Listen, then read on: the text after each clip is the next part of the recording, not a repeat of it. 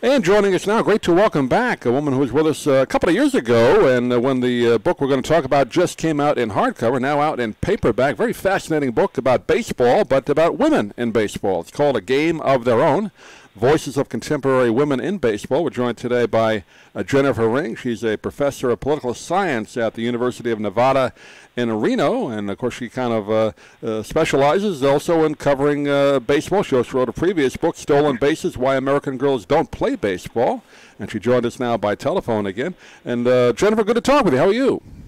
I'm fine, Doug. It's so good to talk to you again. Yeah, we were just talking before we went on. We talked a couple of years ago when the book came out in hardcover. I know Amy sent me an email, said you were doing interviews again, so I wanted to have you back on, talk a little baseball, but you don't often get to talk about women in baseball, so I'm glad we had a chance to do it again here. Me too. Interesting book again about a women's team, the American team, Team USA, and like you talk about in the book, it's a tournament that women can play in, but not too many people know about it, the Baseball World Cup. This was about the 2010 team that played in 2010, and kind of their stories about how they got into the sport. And again, you mentioned in the book, most people kind of associate women, if they play baseball, it's more softball, but there are a lot of women that play the hardball game. There are, and they remain hidden. They just fly under the radar, and there's some grassroots movements where because when you say women baseball, people kind of jump to the conclusion of well, either you mean women softball, right? Because women don't play baseball, or you mean you want women to play Major League Baseball. And what this book is about is the stories of the starting lineup of the 2010 Team USA women's national baseball team and how they managed to stay in baseball because that was the sport they preferred, and all the pressure on them to switch to another sport. And, these are elite athletes, and most of them played Division I college sports, but nobody allowed them to play baseball at that level. So it's about their fight to stay in the game that they love. And the lesson is, here were these little girls, now they're grown women, college age and older, who just wanted to play baseball because they love baseball. And so many of us, I think, can relate to that. And they're meeting pressure to switch to softball, drop out of the game. There's no future for you in baseball, even if they're 8, 9, 10 years old and just love playing and aren't thinking about a future. So, part of it is, why can't girls play youth baseball, Little League baseball? They can legally, but they don't. They're just shunted away from the game. Mm. And so that's, it's a story of some stubborn little girls who are great athletes and who know what they like. And those are the stories I try to convey in this book. I know women's hockey is kind of taken off. We saw that in the Olympics the last few years, and women seem to be at least more accepted in the college programs. There's playing out a lot of women to play college hockey, which you never heard of before, maybe 10 or 15 years ago. But for some reason, baseball hasn't, women's baseball hasn't caught on, at least in the colleges.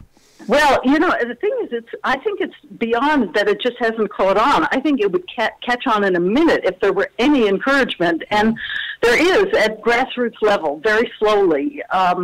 There's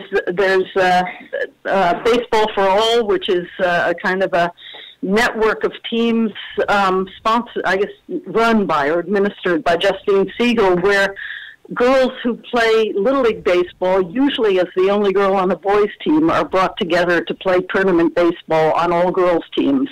And there are more and more all-girls teams happening. But, I think you really hit the nail on the head with this, the women's hockey team, which is a much rougher, more violent sport than baseball. I mean, my big question is, baseball, for God's sake. Anybody can play baseball, and not anybody can be great at baseball on a professional level, but what is the discouragement that girls face to play the national game? And, part of what I think is that it is easy for anybody to play. Baseball is not a game that is a contact sport. You don't have to be a huge human being to play it. They're small men who win MVP awards and in the World Series in professional baseball. So, maybe part of the problem is just simply that we don't like thinking that if girls can play baseball, they might be better than boys. Yeah. That's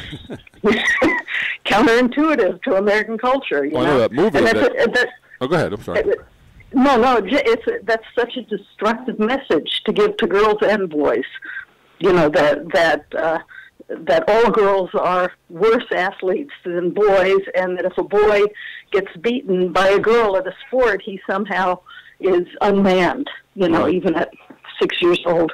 Yeah. I was going to say that movie, The League of Their Own, that came out early 90s about a real baseball league during the war years where they had women play because most of the men were fighting the war, and it seemed to be somewhat popular then. But again, in that movie, they made the point, once the war ended, nobody wanted to see women play baseball. But yeah, and I think in the book. Yes, and people do want to see women play baseball. When you think about American culture and American capitalism, I mean, we could sell it. There's a refusal to acknowledge women's baseball, that it exists, and that it's as good as it is. I mean, this Team USA, I tell the story of this crazy tournament in Venezuela in 2010 in a game of their own where, in fact, there was one of the players from Team Hong Kong was shot on the field. She was a second basewoman, and, nobody noticed, except Team Hong Kong that withdrew, and they shut the tournament down for a couple of days while they figured out what to do. But the American sports media didn't notice that there were women baseball players getting shot at in Caracas, Venezuela. I mean, I'm laughing at it, but that's not newsworthy. So I think there's literally a news blackout, a resistance to acknowledging that girls and women play and how good they are. And I probably should add that Team USA, this same team a couple of years later that I write about in the book, won the Pan Am gold. They won the 2015 Pan Am Games in baseball in Toronto, I think it was. Edmonton or Toronto, I can't remember. And there's a World Cup tournament where elite women baseball players play every 2 years, and the perennial powerhouses are Japan, which almost always wins, and which is the USA team's biggest rival, and Canada and Australia and USA are always in the mix for the medal round, and then teams from all over the world, from Hong Kong, from Taipei, from Venezuela, from Cuba, and several European countries. They usually some come some year and some come the other years. But it's a terrific competitive tournament, and nobody publicizes it. Oh. And this year, for the first time, it will be in Florida. So, oh, really? You should tell your listeners to get out there. You know what part of the state? If it's near on our side, we'll see I'm thinking, is it Fort Lauderdale? I don't remember. Okay. Yeah, but it's the Women's World Cup. Yeah, Women's World Cup 2018 baseball tournament. And anybody who's in Florida can get there and watch Team USA because they're going to try to beat Japan. And the reason they rarely beat Japan is that Japan has women's baseball and girls' baseball. The girls play from the time they're 5 years old there. And, we take them out of the game and then expect them to win every 2 years. So. Yeah. Now, I've never seen, because just what you pointed out, a women's baseball game. I've seen quite a bit of the women's softball, but the quality is pretty good. Pitching. How about pitching-wise? I know you talk about it in the book. Can women pitchers, bring it 80s, 90s, or how does that work? 80s. I think probably tops out at the low 80s. The pitches are a little bit slower, but and women might be a half step slower than men getting down to first base, but it's not anything you notice. I mean, it's kind of baseball the way it was originally played. There are fewer out of the park home runs, but there are some home run hitters, and in fact, Tamara Holmes has, who's a veteran who thought she'd retire and decided against it so she could play this year. She has hit more out-of-the-park home runs in Major League ballparks than any other woman in the world. Wow. And I also believe that Isla Borders is going to make a comeback this year just to play on this team. And she's a pitcher who played men's baseball in college and professionally. And she also thought she was ready to retire and then decided to come back for this tournament in Florida. So there, you know, I mean, if you're watching a baseball game, it's going to be different from a major league men's game in the sense that there are going to be fewer out-of-the-park home runs, and the pitches that come in will not be in the upper 90s. It'll be in the upper 70s to the mid-80s, some upper 80s. But you don't see, what you see is the skill level of the play and the same intricacy as any baseball game. It's not softball. It's not, you know, pitch it and hit it. Or there's the infield game. There's the running game. All the rules are the same. The dimensions are the same. And the women are truly elite athletes. Many of them have actually been Division I softball players who always wanted to play baseball, but did what was socially expected of them, and financially more profitable, which was to get a college scholarship playing softball. But they're baseball players. It's probably more like the game used to be, like you said, hit and run, steal a base, move the runner over, that kind of old-fashioned, which is lacking from the Major League game now. It's all home runs, with nothing wrong with home runs, but you don't see the other part of the game anymore. Nothing wrong with home runs, and there are women who can hit it out of the park, but it doesn't dominate the game. This is, I want to say, old-fashioned baseball with all the fundamentals in place. And the girls, the women, really know the game. You know the game between, I don't know how old you are, but us old folks, you know, I mean. I go back to the Mets and Tom Seaver years, I'll say that, so that gives you an idea. All right, okay. Yep, and I go back to the Dodgers when they first moved to L.A. Oh, okay. You know, I mean, what I love about the game is the intricacy,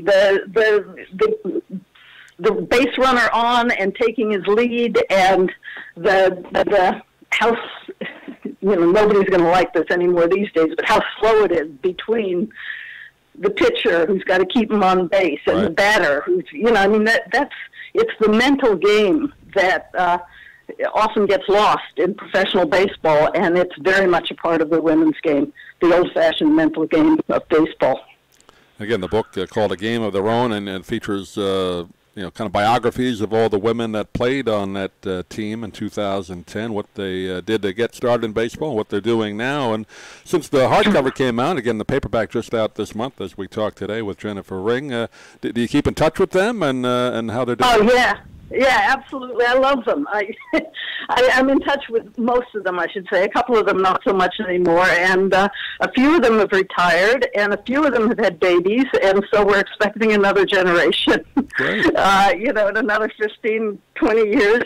And I should mention to your listeners that it's all their stories. They are oral histories.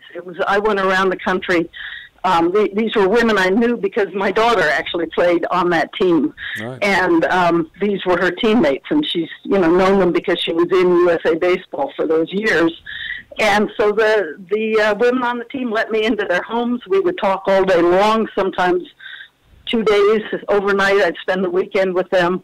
And so these are their stories of why they were willing to go to the trouble of sticking with baseball when the entire world was telling them choose another sport. And they're uplifting, because the girls are so gutsy, and I chose them not only because they were the starting lineup, but because they were smart and funny, and I knew they could tell a good story. So that's what the book is. It's their stories. Yeah, great. And before we wrap up, are you optimistic, Jennifer, that girls 5-6 years old are going to want to play baseball if they get exposed to it? How do you see that? I'm more optimistic than I was when the book first came out. It's just because there's more activity on the grassroots level, And in fact, Major League Baseball and USA Baseball have combined to organize what they call a Trailblazer Series in Compton at the Dodgers Youth Academy in Compton to bring in kind of inner city boys to play baseball. And somebody got the bright idea that there were a lot of girls who wanted to play as well. So they run a camp and a clinic, and the women of Team USA, the ball players, coach little girls, and it's just much more visible. Then they all get to go to the park for Jackie Robinson Day. And likewise, my daughter coaches now. She's grown up and got a grown-up job, but during baseball season, she coaches a girls' little league team here in the Bay Area, and a lot of their big brothers also want her to coach them about how to hit and how to pitch. So, just the energy of these little girls, I think, will help move things along. I mean, if nothing else, I'd like to see as many girls as boys playing baseball when they're children in an organized way, and I think that'll filter up. There will hopefully be high school girls baseball sooner or later, and once that happens, if they're good enough, college women's teams or more women playing on college men's teams, and then we'll see what happens. But yeah, I'm optimistic that it's starting at the grassroots and it'll become more prominent. A Game of Their Own, Voices of Contemporary Women in Baseball, the full title of the book. Jennifer Ring has been our guest, published by University of Nebraska Press. Jennifer, do you have a website, too, you can direct people to, get more information on the book? The University of Nebraska website would be the place. I don't personally have a website, but I do have a Facebook page. But the Nebraska Press, and it's available on Amazon. It's available everywhere. Or my favorite thing to do is go to your local bookstore and tell them to order it. That's it. Yep. And we'll also put a link on our interview here. They can order it as well. But, Jennifer, pleasure talking to you again. I know we went a little bit longer than we thought, but always fun to talk baseball and what you're doing. And if you have another project down the road, please keep in touch, at least through Amy anyway, and we'll talk to you again. But thanks for being with us today. All right. Thank you so much, Doug. I appreciate you having me on.